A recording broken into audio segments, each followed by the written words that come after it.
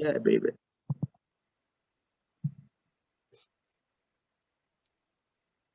Olá, olá, bom dia a todos. Eu sou o Rafael Caneca e estou aqui mais uma vez recebendo vocês no Clube de Leitura do Pacote de Textos. Essa edição é a edição de fevereiro para a gente, fevereiro de 2022. É sempre bom a gente datar, porque como a gente bota no YouTube e tal, é fevereiro de 2022 que a gente vai conversar sobre o livro de dezembro de 2021, Anatomia de um Desaparecimento, do autor líbio-americano, líbio-britânico, líbio-americano. Ele nasceu em Nova York, né? Mas hoje em dia ele mora em Londres, é o Hisham Attar. Aqui as boas-vindas para todo mundo. Esse clube de leitura, como eu estava falando, sem ser na gravação, é um clube para a gente conversar sobre nossa leitura, o que é que a gente achou, não é nada, não tem nenhuma pretensão de ser acadêmico, são justamente nossas impressões de leitura, o que é que a gente gostou, o que é que a gente achou do livro, o que é que tocou a gente, o que é que não tocou, enfim, trazer novos detalhes para a leitura, não só desse livro, mas dos outros que a gente vem a ler, né? Então, vamos começar aqui rapidinho, falando que também, para quem não leu, a gente sempre encoraja quem não leu participar também, porque a conversa não se encerra no livro em si, mas eu gosto de lembrar que essa conversa tem spoiler, então, principalmente para quem está vendo no YouTube e não leu o livro, saiba que a gente em algum momento vai tocar em alguma coisa importante, por desfecho do livro e tal, então se você se incomoda com spoiler, sinto muito, você não está no lugar certo. Mas os clubes de leitura funcionam assim, né? Eu sei que o Antônio está aqui pela primeira vez, seja bem-vindo, Antônio, espero que você goste, que esteja aqui mais vezes também para conversar com a gente.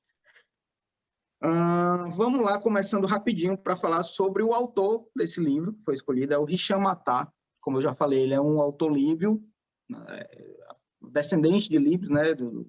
A família dele nasceu em Trípoli e tal, sendo que ele mesmo nasceu em Nova York. Eu vou ler aqui a orelha de outro livro dele, vocês vão entender por que eu estou lendo essa orelha do outro livro. Mas é só assim, um pequeno dado biográfico dele que fala assim: Hisham Attar nasceu em Nova York em 1970, de ascendência líbia, passou a infância em Trípoli e no Cairo. Mora em Londres desde 1986. Ele tem uma vida profundamente marcada pelo sumiço do pai dele. O pai dele era um dissidente do governo do Muammar Gaddafi, que a gente já estudou ali na história e tal. Mas ele, por ter sido esse dissidente, um belo dia ele desapareceu e isso marcou bastante o Hisham Attar na escrita dos seus livros. Tanto é que o primeiro livro dele, que foi finalista do Man Booker Prize, do Guardian First Book Award, do National Book Critics Circle Award, enfim, e vários prêmios, ele ganhou o primeiro prêmio árabe, eu tenho que ler porque...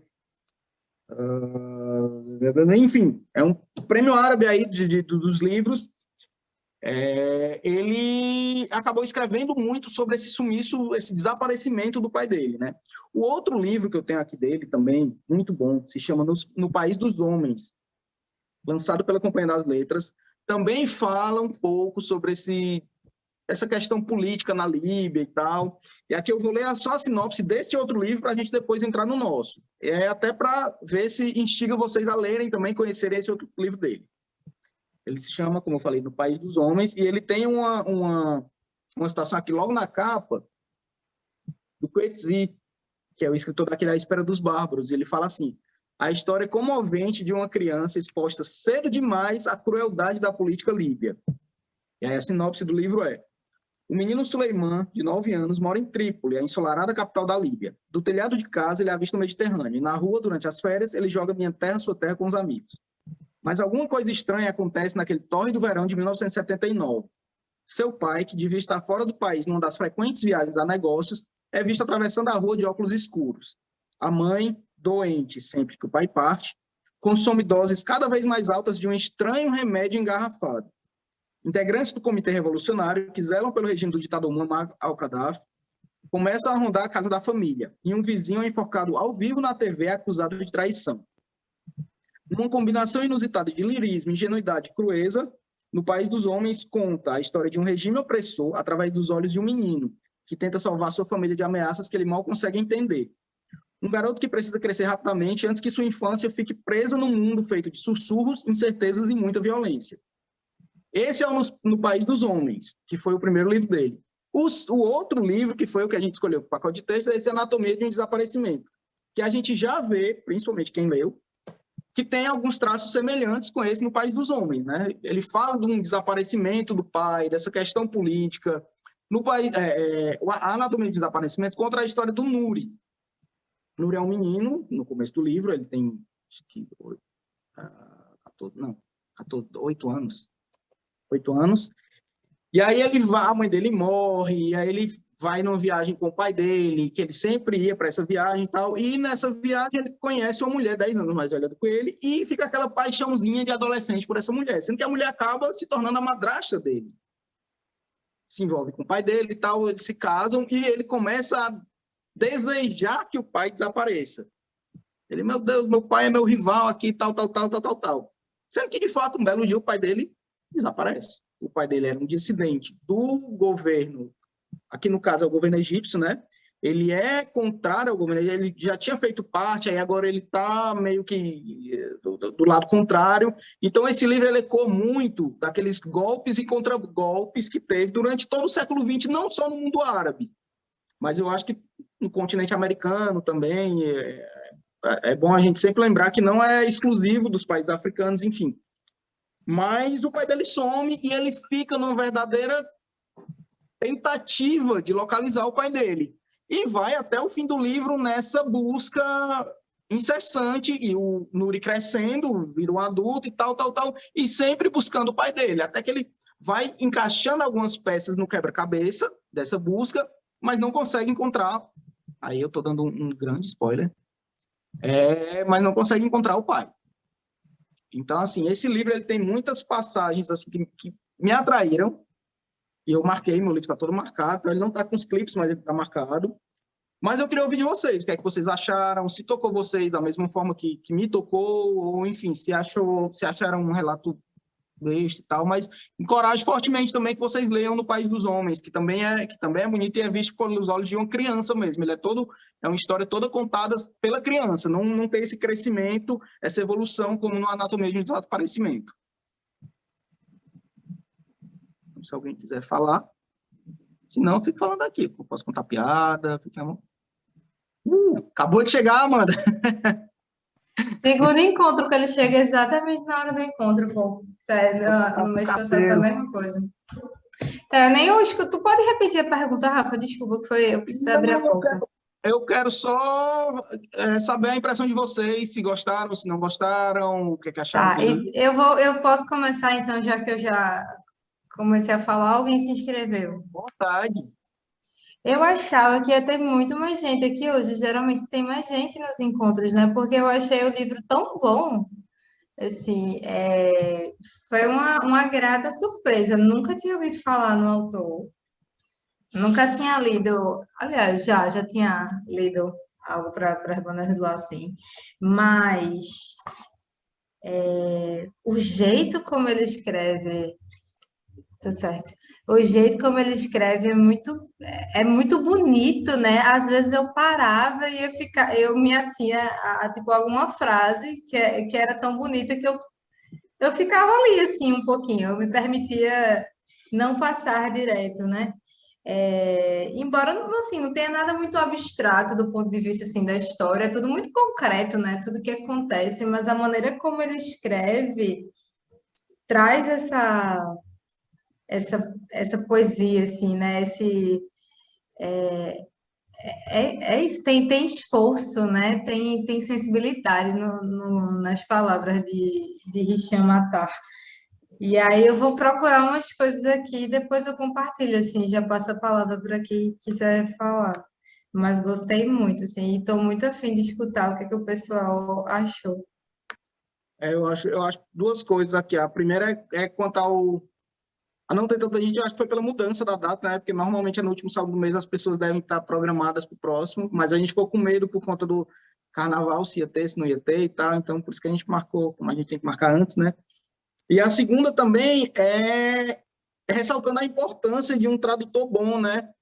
Porque, assim, a história no árabe provavelmente tem muito dessa poesia, e ele provavelmente, porque, enfim, eu não li no árabe, mas por ter sido traduzido pelo Julian Fuchs é um escritor muito bom, e ele E ele tem muito dessa vivência também, dessa questão política e tal, mas ele manteve, não sei se... Ele deve ter traduzido a partir do inglês, provável. E ele manteve muito dessa poesia, né? Eu achei muito bonito também umas passagens, por mais que a história seja dura, mas é bem construída, assim, ela envolve a gente de um jeito que a gente quer saber. Os capítulos são curtos, os capítulos não são longos, então acaba prendendo a gente mais, e a gente vai, acaba um capítulo, não, só mais um, só mais um, só mais um, e esse só mais um, você acaba o livro assim, num pulo, né?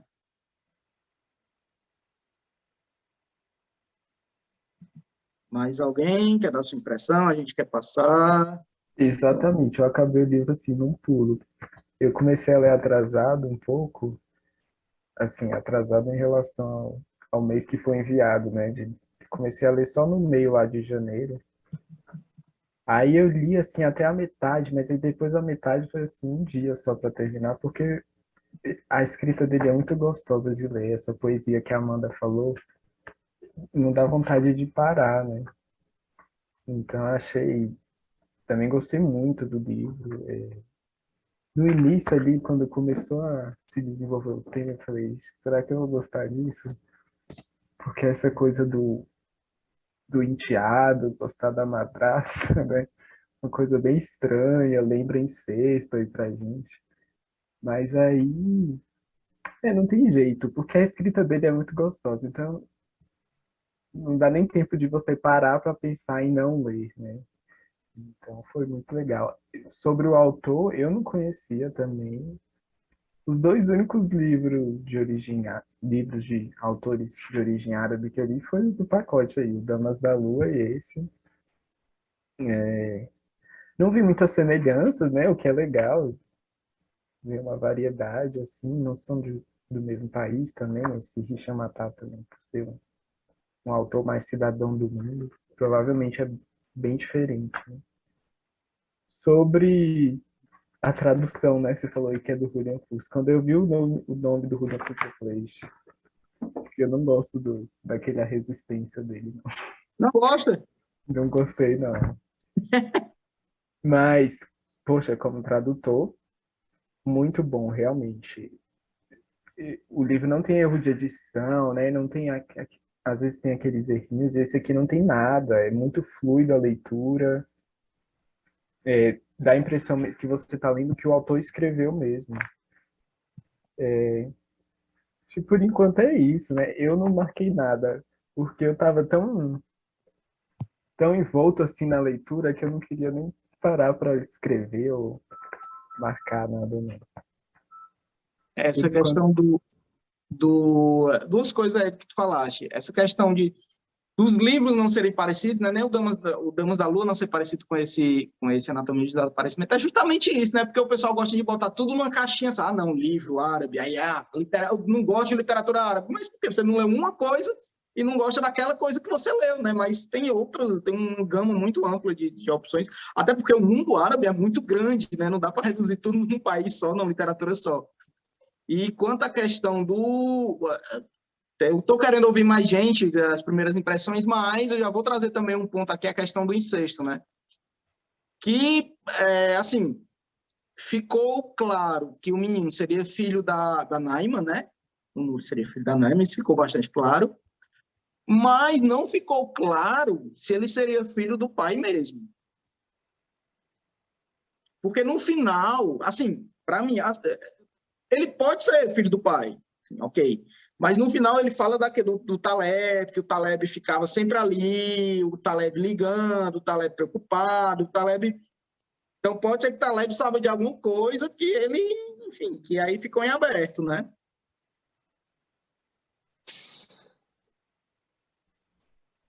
legal essa sua teoria. O que eu entendi foi que ele era filho do pai com a empregada, né, a Naima, e por isso que a mãe tinha tanto receio lá daquele tempo em Paris, né? Aí, eu não sei nessa sua teoria como é que você explicaria essa reação da mãe a toda vez que ele perguntava sobre Paris. Pois eu já vi que eu sou muito ingênua, viu? Porque eu não peguei isso aí, não. Passada, eu tô passada, como se eu estivesse sabendo de uma fofoca agora, essa hora. Porque realmente ela tinha, né, essa relação, a mãe, inclusive, tinha todo um cuidado com ela, com a empregada, né, assim, quando ela ia embora tarde, não sei o que, ela tinha esse cuidado. No final, assim, ela foi muito abandonada, né, porque ela ficava esperando a ligação dele lá todo domingo na oficina, ele não ligava, e eu não tinha feito esse link, e também não tinha duvidado que ele não era filho dele, eu duvidei se ele não tinha outros filhos, porque ele fez questão de dizer lá que era filho único, para o meu único filho, lá no testamento dele, né, mas essa sacada aí de vocês, eu estou passada.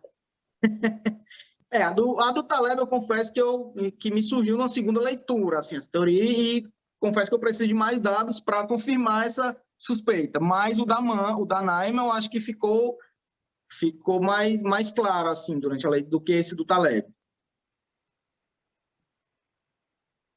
Porque eu digo também porque, até para tirar um pouco essa questão do incesto, assim, não teve incesto, né? Vamos deixar bem claro que não teve, porque ele não é filho de nenhum dos dois, então tá tudo ok, pronto, show de bola, e vamos lá. Mas foi uma teoria que eu desenvolvi, como eu disse, eu preciso de mais dados, mas a questão... E a Mona, o que vocês acharam da Mona?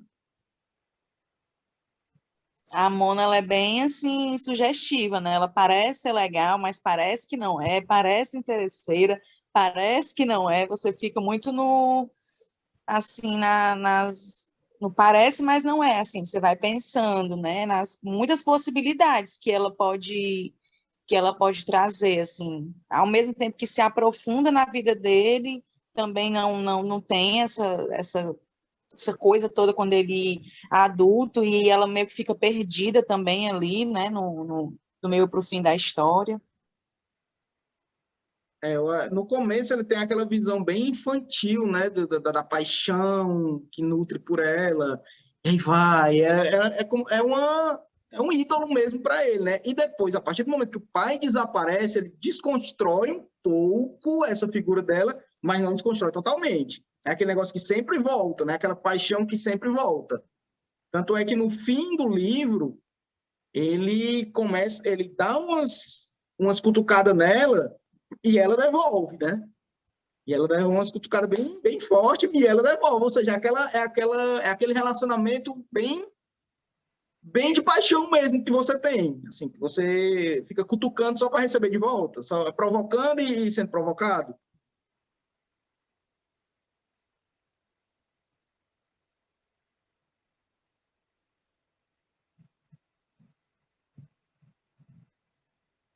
Cristiano, você levantar a mão, mas como tá todo mundo calado, acho que eu posso falar, né?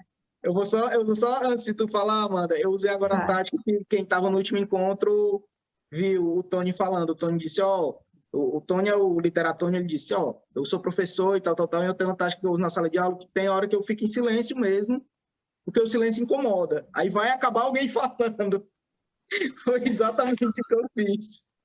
Funcionou. É, Pedagógico isso. Eu ia falar da Mona, assim, né? Eu falei no chat agora. Será que ela era isso tudo? Porque ela parece meio ardilosa, né? Assim, quando a gente vai lendo. Mas é muito do ponto de vista de Nuri, né? Como ele percebe aquela mulher, né? Uma mulher que meio que enfeitiça ele e tal. E aí ontem eu tava falando com Juliana do Coisas que Leio, que sempre tá aqui. Ela falou, hoje eu não vou, amanhã eu não vou poder, porque, enfim, vou estar ocupada.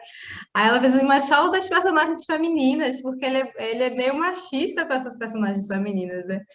E eu acho também. Primeiro que as personagens femininas são personagens de muita expressividade, né? Tipo, Mona é uma personagem muito grande. A Naima é muito grande, embora não apareça tanto ali, né? Ela tá naquela estrutura no lugar menor, mas ela é muito presente. A mãe também, que, tipo, não tá viva, mas a imagem dela, principalmente nos primeiros capítulos, é muito presente, né? E aí, Gil falou isso, né, de como existe uma relação machista ali. Aí eu fiquei, caramba, é verdade. Eu acho que o filho é da Naima com o pai, assim. eu acho. Depois, aí tem a Beatrice também que aparece, né? Então, assim, quantas mulheres estão ali ao redor desse homem que foram trazidas por ele, né? Dentro de um vínculo romântico, vamos dizer assim, né? Mas eu gosto muito das personagens femininas, todas elas, porque todas elas me incomodam de alguma maneira, assim, elas não são simples, sabe? Elas são muitos, dá para ver de muitas óticas, assim. E como ele é narrado pelo Nuri, ainda mais, eu acho, né? Depois, quando a Mona fala que e aí eu acho essa cena incrível, incrível, incrível. Porque você finalmente acha que ele vai dar, isso lá no final, que ele vai dar um fecho assim na Mona, né? Dizendo, não era amante do meu pai, não, meu pai gostava dele mesmo, e, assim, ele vai na intenção de machucar. E aí, isso é muito vida real, né? Toda vez que a gente parece que quer machucar alguém, e o outro vem com uma coisa maior, aí você fica, meu Deus, né? Como eu sou pequeno, como assim, o tapete pode ser puxado rápido. E eu amei esse plot twist, assim, essa mudança. E quando você escuta a Mona falar, aí você escuta a mulher falar, vem de uma maneira muito óbvia. É claro que a Naima é mãe dele, cara. Tava óbvio desde no princípio que ela era mãe dele, né? Mas parece que como é pela visão do Nuri, você não vê essas pessoas como seres que agem e pensam, etc. Você vê elas na complexidade delas, mas sempre do ponto de vista dele. A Mona o seduz, a Naima tá ali para, tipo, protegê-lo, sim, mas é isso. A mãe é essa figura meio distante, meio, sei lá, meio etérea, né, que você não consegue fisgar. Ela também é um pouco do desaparecimento, assim. No começo, me parece que ela é essa fumaça, assim, que é muito legal, isso aqui da jaqueta, assim, né? Você parece que ele nunca conseguiu alcançá-la, né, apesar de existir uma relação próxima. Enfim, Antes de passar para o João Pedro, aqui só complementando, né? A questão dessas personagens femininas, elas têm uns papéis de fato, são bem machistas, mas elas têm os seus papéis bem definidos, né? A Naime e a mãe são os papéis maternais, a Mona e a Beatriz são os papéis de amante, estão ali para fornecer amor e sexo, enfim. Então, elas têm esses papéis bem definidos. E o interessante é que todas as personagens orbitam em torno do pai, que desaparece. Né? A história toda orbita ali, fica todo mundo ainda preso àquele pai, e todo mundo é preso ao pai, o advogado é preso ao pai, o Núria é preso ao pai, as mulheres são presas ao pai, todo mundo ali está na esperança de que esse pai um dia volte, enfim. Acho que é isso. Antes da Simone, João Pedro, tu tinha levantado, baixou, vai falar? Vou falar só rapidinho. Essa coisa do pai, né? Isso aí lembra o Mitsurus, né? Eu vejo um padrão aí nesses livros, Rafael. Um monte de amante, enfim, mulheres do pai ali em volta do filho, né? Mas sobre a Mona, ela me lembrou muito personagem de filme noir, né? Aquelas femme fatales. Porque tem esse ar de espionagem, né? Do pai também. E aí ele se envolve com essa mulher muito sensual, mas também muito inteligente e assertiva, né? Uma mulher diferente assim das outras. Pode ser, tá aí essa coisa do machismo, né? Isso é um pouco arquétipo, mas no geral eu gostei muito da Mona como personagem mesmo. É, é porque ela passa muito essa ideia da mulher ocidentalizada, né, mais independente do que as mulheres árabes. Porque a partir do momento como é o nome do pai? Do pai, a partir do momento que ele some, aí as tias, venha para cá, você tem aquela coisa bem que a gente vê, típica de mundo árabe, né? Não, vem para cá, a família é grande, cabe mais um e tal. E ela, não, ele vai ficar comigo, eu tenho condições de cuidar dele. Eu sou uma mulher que eu vou cuidar dele bem. Aí, enfim, o desenrolar vai para Inglaterra e tal. Mas, Exato. E aí eu não vejo ela como interesseira, por exemplo, como o pessoal aqui falou, né?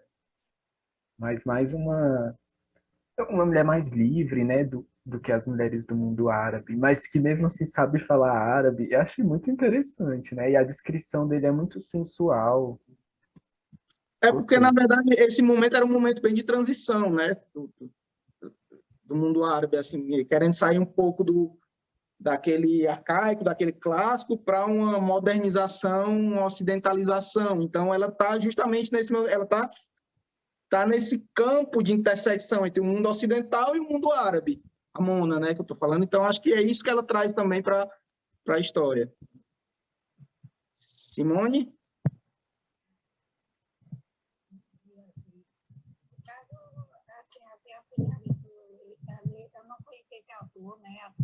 Tá baixinho, Simone.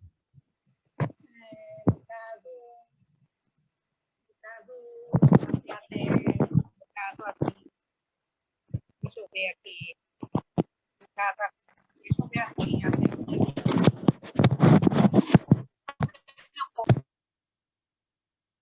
Ah, ela foi buscar o fone. É porque tava baixinho o microfone dela. Pois é, eu acho que a Mona ela tem muito esse papel não necessariamente o papel, mas ela representa muito essa modernização, né, do mundo árabe, assim. Então, ela ainda está muito ligada no mundo clássico, tradicional, não vamos nem chamar de clássico, vamos chamar de tradicional, que está se modernizando. Acho que é isso.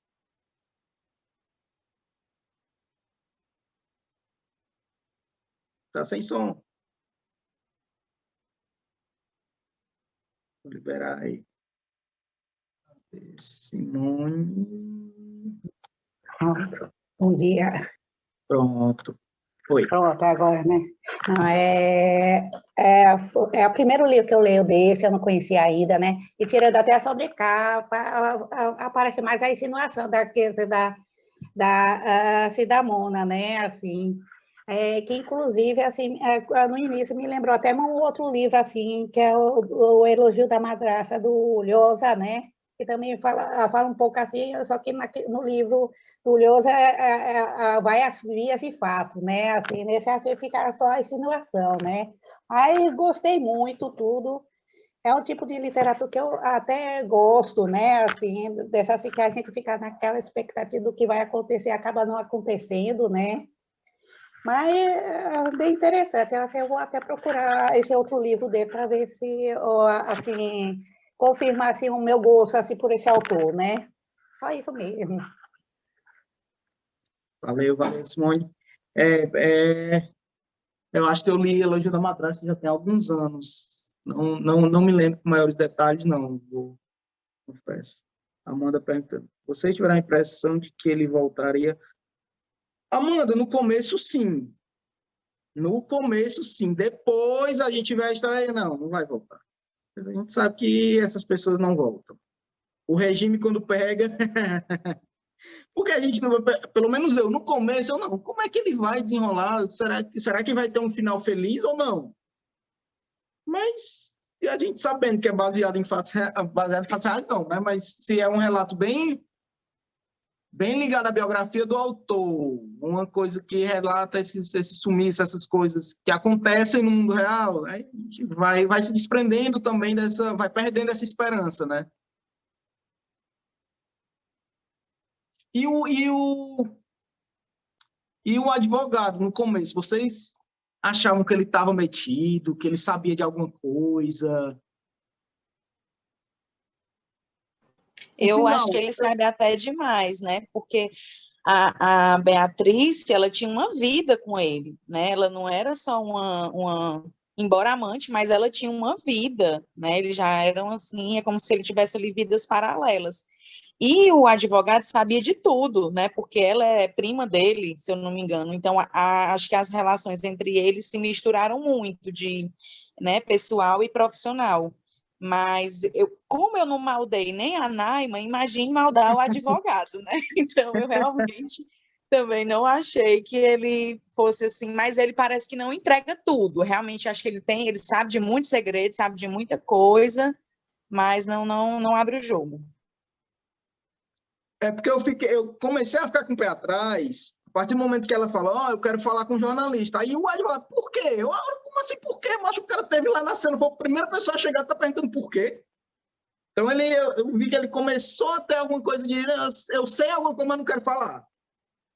Então, aí o que está por trás disso não se sabe, né? Mas assim, depois ele ficou cuidando, administrando bem os bens do Nuri, então acho que não teve nenhum envolvimento direto no negócio, mas que ele sabia de mais coisas, ele sabia.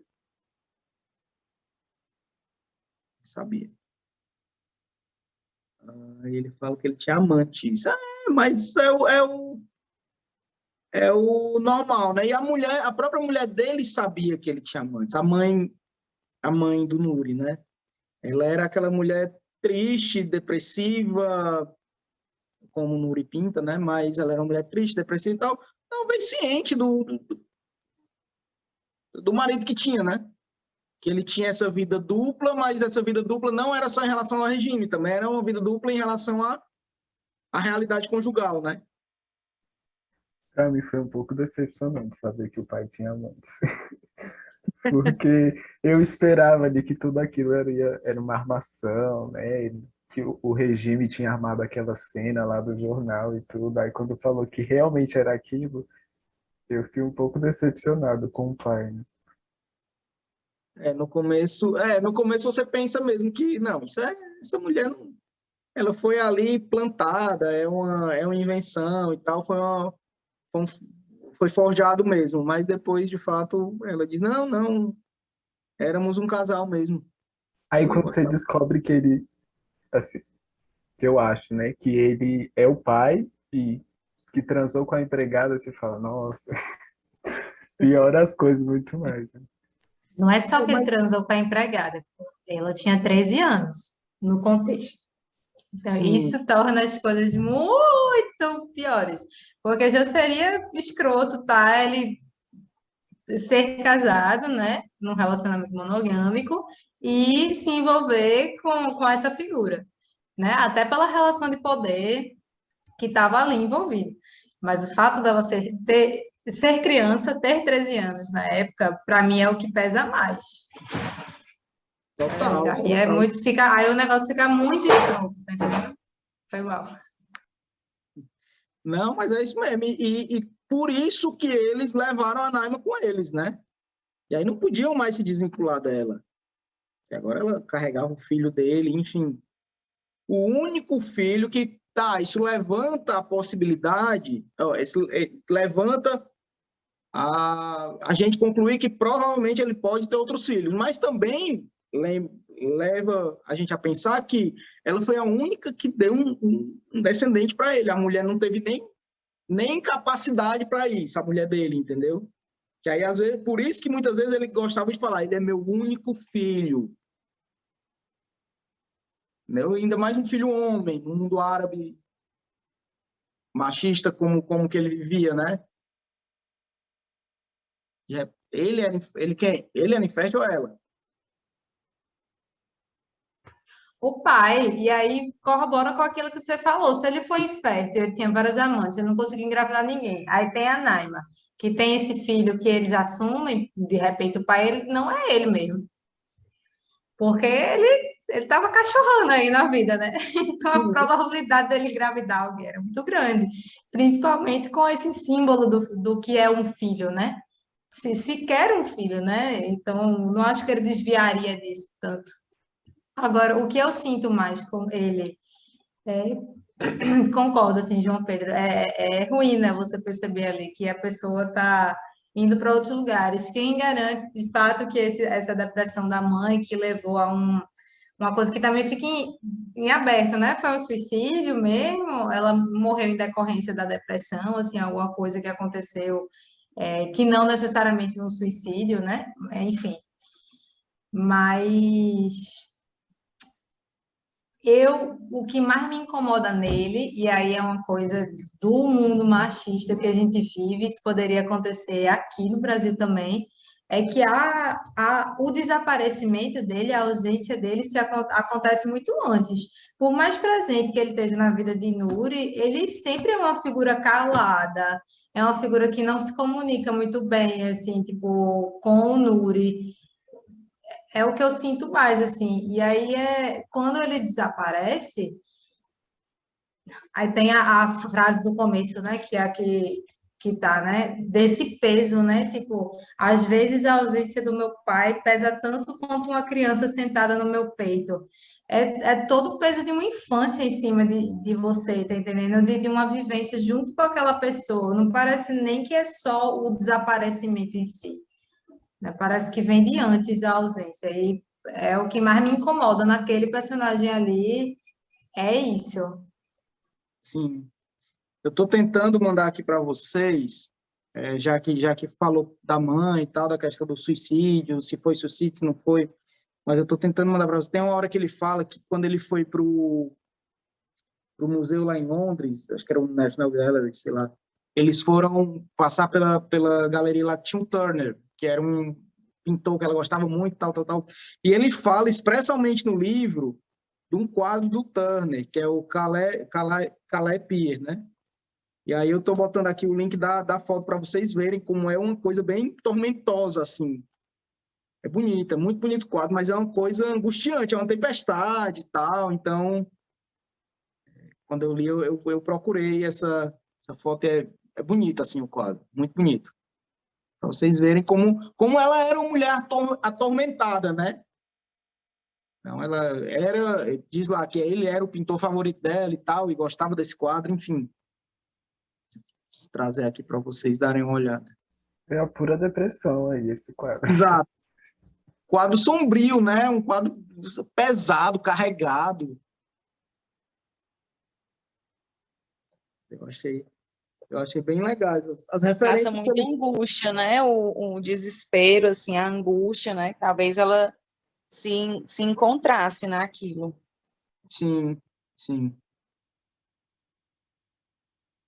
O que Sobre mais? essa coisa do pai aí, né? Desse desaparecimento dele antes.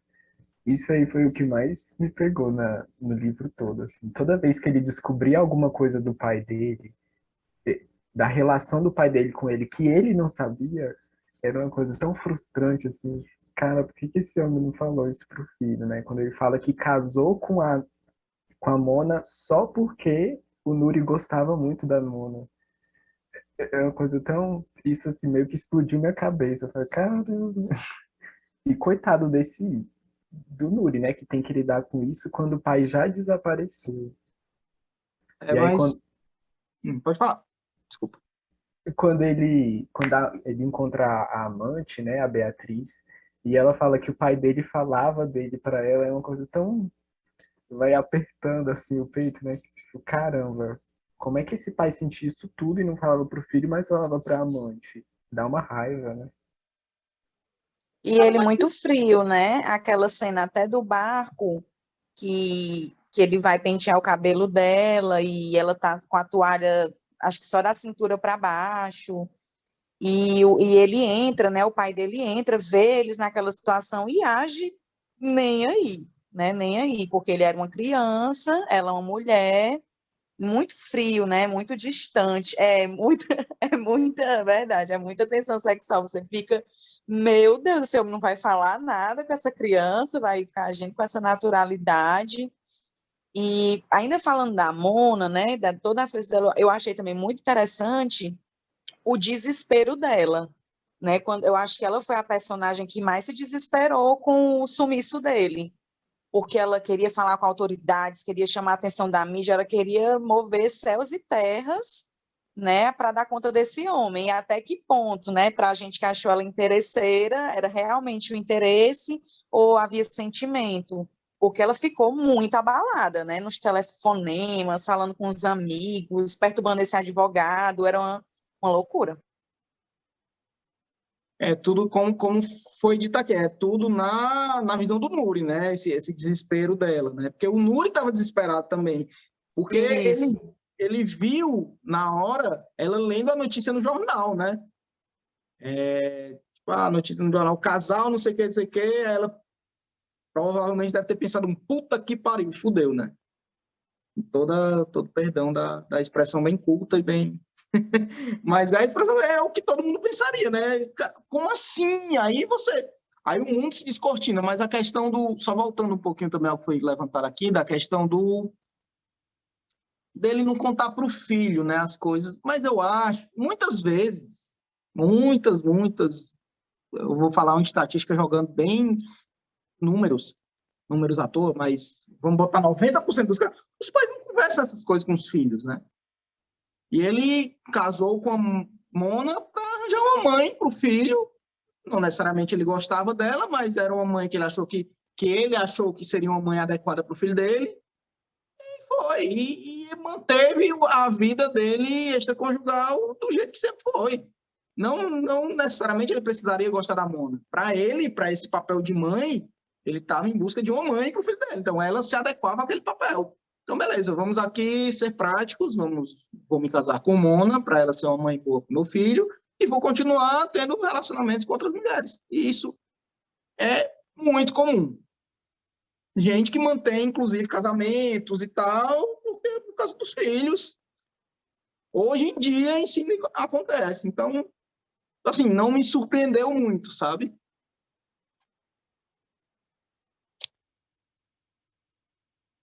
Eu acho que para mim não foi a surpresa de ver isso do fato, né? Mas de ler isso, sabe? De ter esse insight no livro, assim, porque é verdade isso aí que você falou. Inclusive me identifico aí com essa relação pai e filho meio distante. Mas não sei, você lê sobre isso, abre uma coisa na sua mente, né? E você começa a refletir sobre esse tipo de relação e sobre essa coisa que hoje em dia a gente fala de masculinidade tóxica, né? De não expressar os sentimentos. E ele coloca assim um jeito que não... Claro que esse livro foi escrito em 2011, né? Mas ele não usar esses termos, né? Falar do jeito aí que os psicólogos falam, que todo mundo na mídia fala, é uma coisa bem mais sensível, né? Para mim, abre mais as portas para essas reflexões. Acho que agora eu entendi. Todo mundo sabe, mas pesa quando a gente lê, né? É um tipo de coisa que pesa. Acho que é mais nesse sentido mesmo, concordo. Total. E o que mais, gente, que vocês trazem aqui do livro? Esse livro eu vi muita gente falando no Instagram. Estou sentindo falta hoje da Lorena também, que ela sempre está presente, né? A Lorena disse que hoje que ela queria muito conversar sobre esse livro, mas não veio hoje. Podemos nos encaminhar já ao final. Vocês querem falar mais alguma coisa? Eu queria só falar do final, né? Eu acho até que eu falei isso no outro clube, né? Dos Tissurus. Eu não tenho uma coisa muito assim com finais abertos, né? Eu fico com aquela leve agonia. Mas ele ficou muito perdido e, ao mesmo tempo, muito preso ainda, né? Às amarras do pai, porque tinha a questão do dinheiro, que ele só teria o dinheiro em posse dele, né, para ele fazer o que ele quiser depois que ele se formasse naquela área, com aquela carreira, tinha que cumprir esses requisitos, e depois que ele fez isso, ele ficou perdido.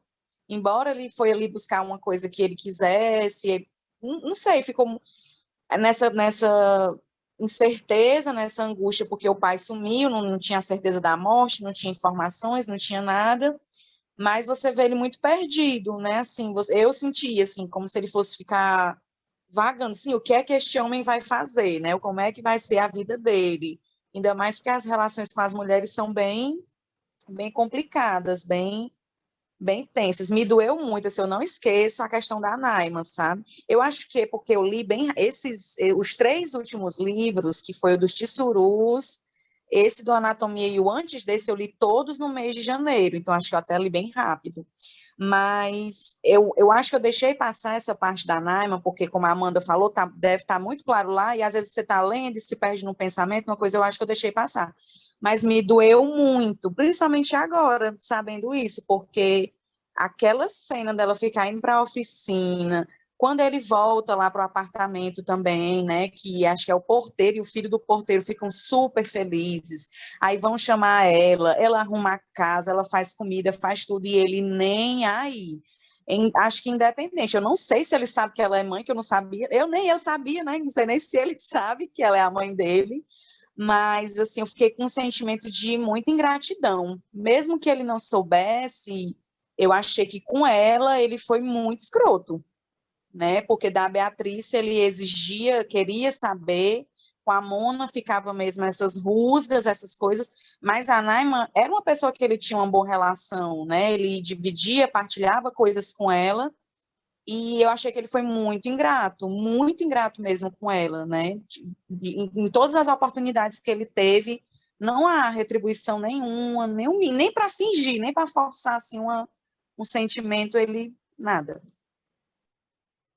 Eu acho que essa questão algumas coisas aí. A questão do final, eu acho que ele tentou retomar o lugar do pai. Porque se você observar no final, ele chega em casa, ele voltou para casa, então ele volta a ser o homem da família, aí todo mundo que orbitava em torno do pai dele agora vai orbitá-lo. Todos aqueles serviçais, motorista, porteiro, a Naima, que para ele era a empregada, mas na verdade é a mãe, né? Mas aí ele volta, vai para casa, começa a experimentar as roupas do pai. Mas aí eu acho que ele tem um insight de, não, peraí, ele pode ainda estar vivo, ele pode precisar de uma capa. Aí tira, deixa o cinto, a capa, para se o pai voltar. Mas ele está começando a assumir o papel do pai, o papel de homem da família, o papel de dono da casa, né? Digamos assim. E quanto à questão da Naima, só lembrando também outra coisa que já começa a abrir o olho da gente para ela ser a mãe, é quando ele vai ser levado para o aeroporto para ir para a Inglaterra, né? Que ela faz questão de ir no carro e não teve quem a demovesse da ideia. Ela vai no carro junto com o motorista, né? Então ela já vai com aquela, já começa a deixar aquela pulguinha atrás da orelha, né? Será que ela é mãe? Pelo menos comigo foi assim. E lá no final se confirmou, né? E até por ser um país árabe, ela como empregada ter tanta voz e vez, né? É verdade. Sim. Então, antes de passar para a Amanda, o Antônio tinha levantado a mão, baixou, não sei se ele vai falar. Antônio? Opa. Oi, Rafael. Tudo bem, gente? Prazer. Meu nome é Antônio. Esse foi o primeiro livro meu do pacote, né? Eu estou aqui na rua, por isso que eu não estava com a câmera aberta também. E só para antes de finalizar, né? Assim, eu gostei muito do livro, assim, eu acho que ele traz um assunto que é o desaparecimento, né? E o quanto é difícil um luto pelo desaparecimento, né? Assim, a vivência toda e aí o interessante é ver ele na vivência dele na criança, né? Depois mesmo adulto, né? Tudo esse transcorrer aí que ele vai passando por vários tipos de visões, né? Assim, e o quanto ele vai cada vez que ele vê ou vivencia alguma coisa que ele vivia com o pai, mesmo, né? Todos esses problemas que a gente citou, né? O quanto ele rememora aquilo, né? E aí a sensação de não saber se o pai está vivo, se está morto, se vai voltar e tudo vai gerando essa angústia nele mesmo e o quanto é difícil ele viver isso, né? E ele seguir a vida, né? A gente vê que ele seguiu, mas é algo que mostra, né? O quanto um desaparecimento pode ser difícil de vivenciar. E uma outra questão também que eu achei muito interessante é assim, que muitas vezes na criança a gente percebe que às vezes, por exemplo, uma criança que tem um irmão, que às vezes briga e aí desejou que o irmão sumisse ou que não tivesse nascido e tal, e de repente esse irmão morre por algum problema de saúde ou alguma coisa. É muito comum rememorar isso, né? Que foi o que ele teve com o pai, né? Assim, querer que o pai desaparecesse, depois realmente o pai desapareceu e ele fica com essa culpa intrínseca lá nele e é difícil, né? Ele vivenciar isso. Então, eu gostei muito. E o final, realmente, eu concordo com, acho que foi o João Pedro que falou, né? Você fica, às vezes, esperando alguma coisa acontecer ali tudo, mas eu gostei porque foi algo bem real, né? Assim, tipo, você fica naquela esperando alguma coisa e ele acaba, né, com tudo isso que a gente discutiu, mas sem uma coisa muito bombástica, assim, vamos dizer, né? Ele acabou, e aí não tem uma conclusão, assim, muito clara, né? Mas dá para você pensar em todos esses aspectos, né? Assim, eu achei bem, bem interessante mesmo. Nossa. Essa questão do desaparecimento é importante mesmo, que o Antônio falou, que de fato, né, porque quando uma pessoa morre, você sabe que ela morreu. Você tem aquela despedida, aquela coisa, ah, beleza, morreu, não vai mais voltar. Um desaparecimento, não. Quando ela desaparece, simplesmente desaparece, você nutre esperança até o último dia da sua vida de que você ainda vai encontrá-la. Que é aí, guardando as devidas proporções, que é o que acontece nesses casos de desastres naturais e tal, quando alguma pessoa desaparece, você nunca encontra o corpo, mas você ainda tem aquela, principalmente na relação pai e filho, né? Você tem aquela esperança de que vai encontrar aquele corpo, aquela pessoa novamente. E não perde essa esperança nunca. Não perde, você não perde. Assim. Pelo menos o que se lê desses relatos é que você está ali há 4 anos, tem corpos ainda desaparecidos de Mariana, que tem gente que está esperando aparecer 4 anos depois, entendeu? Então, um desaparecimento traz, de fato, deixa essa marca, que é complicado, que é a falta de uma despedida, né? Então, era outro ponto que eu ia levantar, foi bom o Antônio ter falado. Amanda? Quando o Bia estava falando, eu fiquei pensando assim, que o papel dessas personagens está muito conectado à maternidade, né? Dessas personagens femininas. Então, todas estão, de alguma maneira, relacionadas à maternidade, com exceção da Beatrice, que é ocidental, né? Então, a Naima é a mãe do Nuri biológica, né? Aparentemente. Tem a mãe dele mesmo, né? Tipo, a que é dita como mãe, chamada como mãe. Depois a Mona ah, que é aparentemente o pai casou com ela para tomar o espaço desse lugar de mãe na vida do Nuri também, fiquei com isso na cabeça. E aí tu falou, Rafael, que para tu o primeiro momento que chama a atenção, que ela é mãe dele, é na hora da viagem. Mas, cara, acontece antes, quando ela tá doente, e eles vão fazer o esforço de visitar ela lá no passando por becos e vielas com um carro enorme que mal passa. Essa imagem é incrível, porque essa imagem poderia acontecer no Brasil facilmente, né? E aí, ó, eu marquei, isso aqui foi uma das coisas que eu marquei enquanto eu estava vendo aqui, porque fiquei na missão de procurar os trechos que eu achava bonito, né? Para a gente compartilhar junto. E aí, pronto, na página 51, capítulo 9. No último parágrafo, na página 51, começa assim: o pai de Naima, que era segurança de um museu, nos recebeu de uniforme. Parecia preocupado. A mãe dela chorou quando viu o pai. Depois o marido a mandou ir fazer chá. Quase não havia móveis na sala. Um carpete do tamanho de um tapete de orações ocupava o centro do piso ladrilhado, como se escondesse uma imperfeição ou uma passagem secreta. Naima estava deitada no colchão a um canto. Eu me sentei ao lado dela. Ela segurou minha mão. Minha pele queimou sob o toque dela. Ela nem sorriu, nem chorou, mas cravou os olhos em mim com uma docilidade peculiar, como se eu a nutrisse de alguma maneira. Tipo, ela fica boa depois que o filho visita ela, pô. É o momento que gira a chave ali, né? Ela tá. Ó, acho que a mãe fala, né? Na página 52, assim, no meio da página, ela fala, ela o ama como a um filho. Verdade, verdade, eu tinha marcado. Eu tinha marcado essa parte, é verdade. Aí vê as coisas, o jeito bonito que ele escreve também, né? Aí a criatura me vem na página 10 também. Isso é uma besteira, nem acrescenta, entre aspas, para a história. Mas na página 10 ele solta um assim. Enquanto minha mãe estava viva, nunca íamos a lugares como Magda Marina. Ela não gostava do calor. Nunca cheguei a vê-la de maiô ou fechando os olhos para o sol em redenção repentina. Aí nessa hora o silêncio aqui, tá bom, pô. Vou parar aqui. Se eu tivesse só escrito isso, já tava bom, já tinha feito uma coisa boa. Mas tem muita parte aqui marcada mesmo. Tem umas partes que eu marco de algum indicativo do livro, com algum spoiler, né? Para a gente caçando informações. E tem umas passagens mesmo bonitas. Eu acho, por exemplo, na página 137, que é que ele está falando da Mona e tal, e aí ele fala assim: nunca antes eu soubera que horror e delírio podem ser tão doces e fortes, né?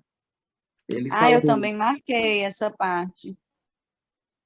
ele fala que jogava, né, e ela ficava tomando brand dela e tal. E agora o João Pedro falou, me lembrei que teve mesmo uma conversa, né, João Pedro, dele com a Mona. Eu acho que eu não estava me recordando, verdade. É aí que ele revela, né? Eu lembro que quando eu tava lendo essa parte, era assim, domingo. O domingo depois do encontro do Milk Surush. E aí eu tava fazendo o almoço ficou pronto e eu tava lendo. Quando chegou nessa parte, eu fiquei com fome até terminar, porque eu não conseguia almoçar, parar de ler para almoçar. Mas esse livro ele dá muito pano para manga, né?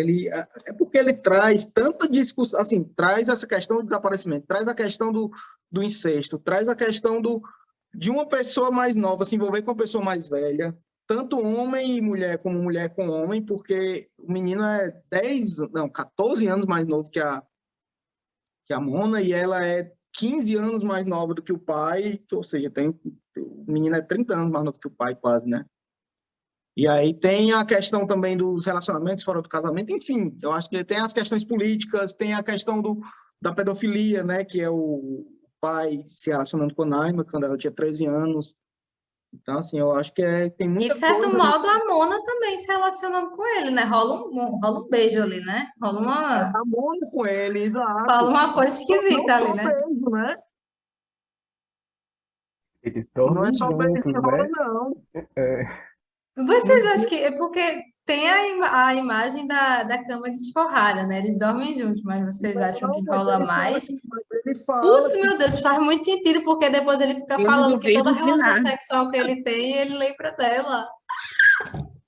ele fala que as pernas se entrelaçaram, ela puxou as coxas dele para as coxas dela. Eu sei que e tava fala todo que mundo se vestido, encaixou dormindo de naturalmente, coxinha, alguma meu coisa Deus. assim. Não, cadê? Foi Manda, olhe. Bia, tu também, né? Tu leu assim, né? Porque tu é ingênua, que nem eu. Eu fiquei na dúvida mesmo, não vou Romântica. mentir. Eu não achei que eles tinham concretizado também, não. Eu também Mas não. agora, né? Mas agora. Não, mas tá óbvio que é claro que teve, gente. Claro que rolou. nessa, Ai, meu nessa Deus. mesma página que eu li agora, 137, o último parágrafo é assim, ó. Quando voltei à superfície, descobri que a noite havia feito com que nos apertássemos ainda mais, enredando a coxa nua dela em volta da minha cintura e empurrando minha coxa por entre as pernas dela. Como galhos de uma árvore, cada membro encontrara seu lugar natural.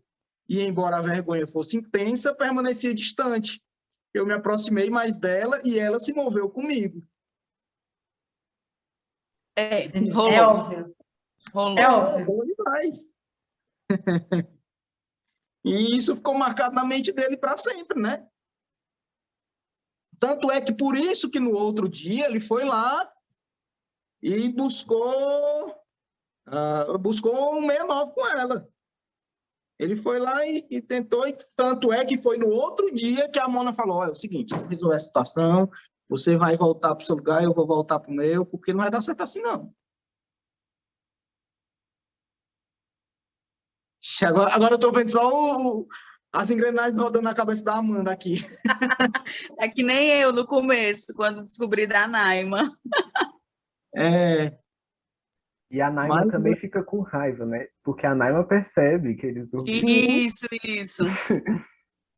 a Naima tem certeza, porque o Núrio ele fala, será que ela percebeu que só uma cama estava desarrumada e tal, aí isso foi no primeiro dia. No segundo eles nem tomaram cuidado nenhum, nem. E a Naima aí é que ela ficou puta, meu irmão, que esculhambação é essa aqui nessa casa, né? Então vamos resolver isso aí, porque não dá certo não. E aí foi a partir daí que vamos cada um para o seu lado. Você vai voltar para o seu internato lá, e eu vou voltar para reconstruir minha vida e tal, e coisa e tal. E aí, por isso que mais na frente, o Nuri fica com ciúme do Toby, porque ele ainda tinha esperança de alguma coisa, né? Vai, Amanda. E aí eu acho que isso bate de novo para o que eu estava falando, do quão poético é esse texto. E também desse lugar da literatura de perturbar aquilo que é muito concreto na cabeça da gente. Porque para mim é tão absurda essa cena dessa mulher que é casada com o pai dele e é esse adolescente de 14 anos se relacionando sexualmente, que como ele escreve a coisa de uma maneira não direta, mas extremamente poética, a minha mente, ela me leva para os meus lugares de conforto. Então tem esse negócio, ah, Maria, do céu, eu preciso ficar mais atenta como leitora, porque eu caio nas coisas, eu fico, não aconteceu não, foi um beijinho assim, sem querer, porque eles estavam meio bêbados, né? Aí rolou uma coisa estranha ali, e depois eles dormiram juntos, abraçados.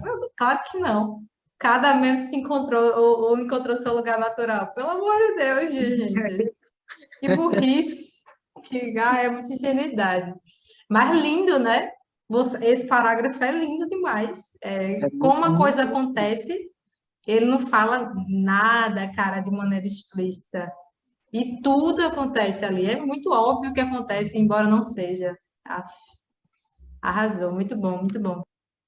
E só aí uma curiosidade também, só para encerrar também. Vocês perceberam que quando ele fala que a Naima vai levar a garrafa, ela não pegava diretamente na garrafa, porque é bebida alcoólica. E os árabes, eles têm esse negócio de bebida, ela não pegava, ela sempre botava um pano, alguma coisa para levar, porque a Mona, quando ia jogar e tal, com ele, ela jogava, não era poker não, ela jogava alguma coisa com o menino, que ele disse que ela era muito boa nisso, ela sempre perdia nos outros jogos, mas nisso ela ganhava, ela era boa e tal. E aí todo dia que ela ia jogar, ela botava um brand e pedia para a Naima levar, e a Naima ficava puta porque era bebida alcoólica, ela não podia tocar em bebida alcoólica. Ela pegava um pano e carregava e tal, e levava. Ela ficava bebendo. E foi nessa noite que ela bebeu, sei lá, um quarto da garrafa, bebeu muito, mais do que ela bebia normalmente, e foi nessa noite que eles passaram por esse parágrafo que eu li. É isso, pessoal. Acho que eu deixei vocês já com o meme da Nazaré Tedesco aí rolando, né? Tentando fazer as ligações. Acho que a gente está encaminhando para o fim dessa conversa. Foi massa, é sempre bom, é sempre legal. Não vou cair em lugar comum de falar as coisas de sempre, mas eu queria agradecer vocês por estarem aqui nessa manhã de sábado. Aqui em Fortaleza não estava fazendo tanto sol, não. Tá mais nublado. Estava chovendo antes de eu vir para cá. Mas a gente vai ter nossa foto, né? Então, por favor, peguem seus livros para ter a foto. E no final... no final eu tenho alguns avisos. Depois que eu parar de gravar, eu tenho alguns avisos.